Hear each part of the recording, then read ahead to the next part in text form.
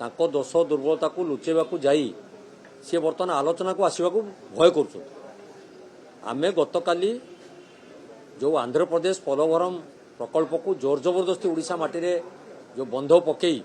आमर किछि अंचल को जलानब करबा पई व्यवस्था सृष्टि करैचंती तार प्रतिवाद रे आमे आज मुलतवी प्रस्ताव देइथिलु किंतु दुर्भाग्यर कथा गणतंत्र शासन रे ये राज्य सरकार गोटे विपज्जनक परिस्थिति सृष्टि करुचंती जनसाधारणकर विरोधींकर स्वर को दबेबा पई कंठरोध करिया पई सेमाने से प्रस्ताव को आज आनिले नहीं जो द्वारा कि गृह आज हट्टगोल है एवं गृह को मध्य 1 घंटा मुलतवी कर दिया गला। गोटे कथा होची आंध्र प्रदेश हसुची ओडिशा भासुची एवं केंद्र सरकार डबल इंजिन सरकार नीरव दृष्टा साजिंट और अर्थ मंजूर करी किपरि सेठी पोलवरम प्रकल्प हो पारिबो सेठी प्रति से गुरुत्व बहन करिसंती जाहाकु कि ओडिशा निजर स्वार्थ साधन पाई एवं निजर